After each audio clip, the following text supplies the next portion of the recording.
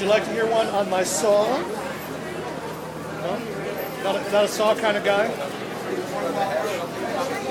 I couldn't hear what you were saying. I asked him if he would like to hear one on my saw. Saw?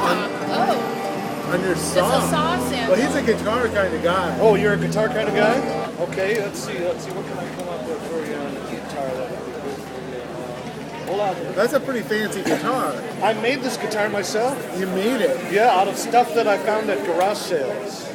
So like this used to be a big rectangular piece of brass at the bottom of a door, so that you can kick the door open without stuffing it up. Yeah, right, kick plate. Yeah, kick plate. So then I just cut the shape out that I wanted. Then this piece of brass was at the same garage sale. It was thinner, too thin for the back. So I used a heavier kick plate for the back, cut this into a big strip, soldered the two pieces together so I have my back inside. Yeah. And then this, my neighbor was moving and he had one of those big giant pianos. And it looked good on the outside, but it was all broken up on the inside. And I got it pretty cheap from him in his moving sale, thinking that maybe I could fix it up and play and have a piano to play around the house. Oh, yeah. But when I got it home, I realized I don't know anything about fixing pianos.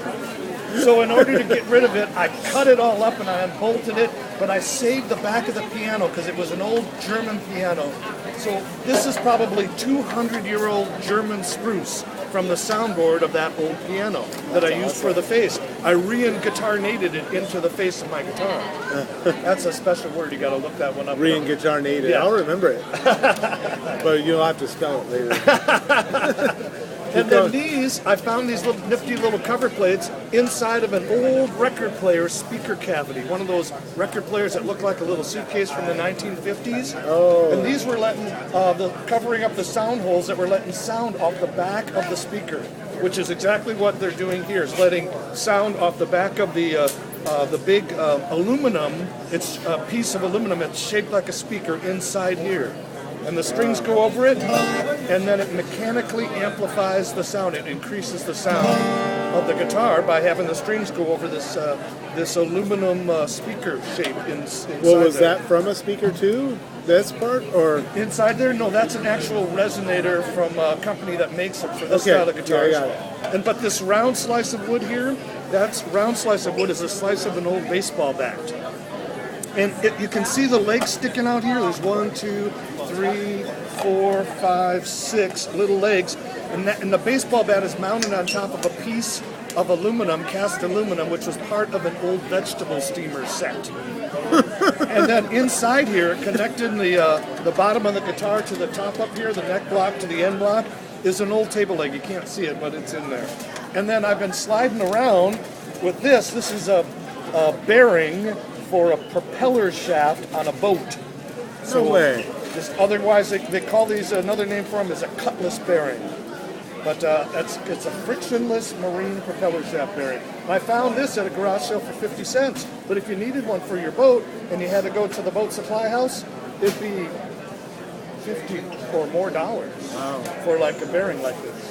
So garage sales, they are the last bastion of free enterprise all across this great land of ours. Garage sales, yeah. Is there nothing they can't provide? Hey, it's actually a pretty cool thing, garage sales. I love them. Get people what they need. Get the things people need to them. So now, Got any questions about how you made it? He has I can rush. the tuner like we do. Yeah, he's got a tuner. You need a tuner. Just got that for Christmas. Santa got me a new tuner. I find that helps. Yeah, I'm in unusual tunings.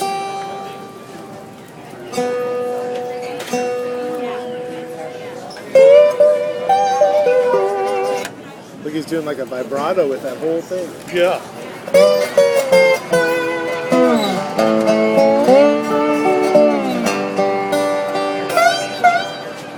So I get all kinds of stuff at garage sales. Bunches of stuff. More stuff than my You wife probably likes got to another let me place have. with all your stuff, right? I've never seen anyone put that on their finger before like that. Is that you or is that you? No, yeah, that's common. People will put them on this finger or this finger or this finger, but I use my little finger. Why? So that I could also make shapes with these fingers on the strings. He's See, holding so I down all can the go. strings. Hold on all the strings.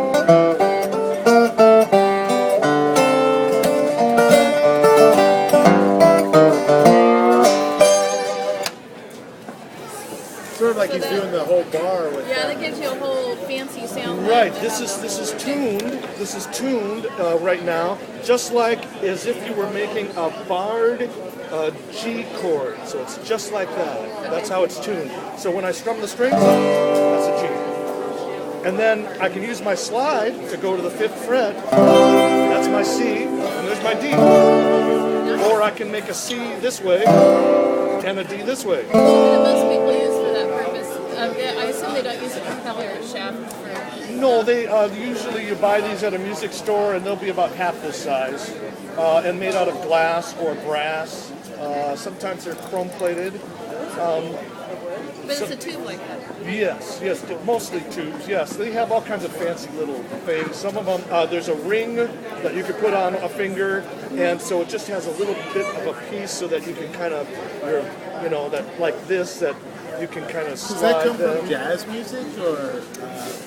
Blues started. Is it blues? It was right before jazz, and so the blues guys figured out that you could put some kind of a piece of Round. copper tubing Yeah. or whatever on your finger and slide it Isn't around. that nice? Yeah. So now, I don't mind garage selling. I even shop at those discount food stores. We got one way out where I live, up in Snohomish County. It's called Billy Joe Bob's Dented Can Emporium, and pretty good used food outlet. So I was up there at Billy Joe Bob's one day buying myself a big old jar of dill pickles, because I love dill pickles. I love to eat them with my sandwiches. But what I didn't realize is there's that whole buyer beware sort of thing that you got to be aware of when you're buying stuff at a place like Billy Joe Bob's Dented Can Emporium, and pretty good used food outlet. And so here's a story, here's a little song and a story about me eating some dill pickles that I found one day there. Bad dill pickles. Bad dill pickles. Don't stand on me. Come on over.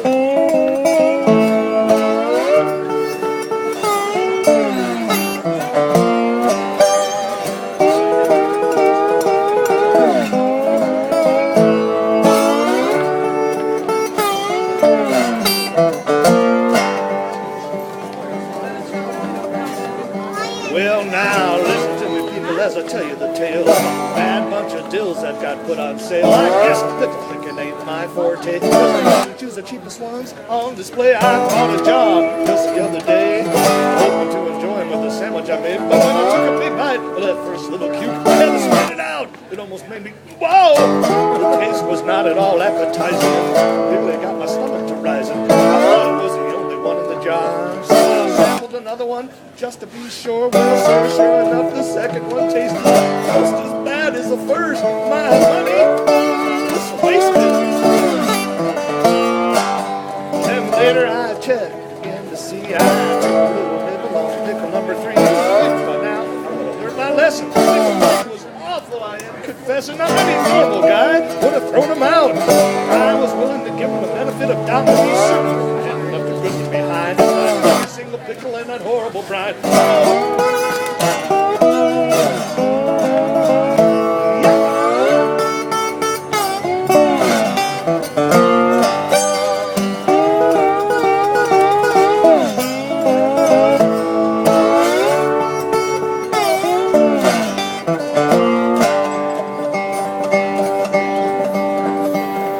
Go the extra mile is what I always said. Well, I think I might change after this hospital stay. I got poisoning of the pickle kind of thing. In a couple of weeks, you'll be fine. That is, of course, if I don't get acute complications along with it. I thought I'd get even with them dill delinquent to get a refund on my ill dill purchase. But when I brought the jar back to get my money returned, all I got was this lesson learned. They refused, saying it all but end. I was kind of upset. So now listen to me. Lend an ear, make the same mistake I made here. Never get a notion to save a couple of nickels. Try to buy some cheap discount pickles. Don't do it. Put them back on the shelf. Poor tiny taste buds health. Go for broke. Spend a few extra nickels because there ain't nothing worse than Bad Dill That was awesome. That's my Bad Dill Pickle song.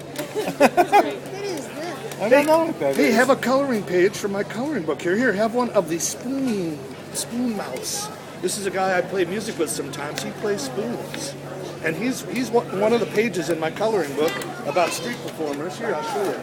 He's right in here, towards the back. There he is, right there.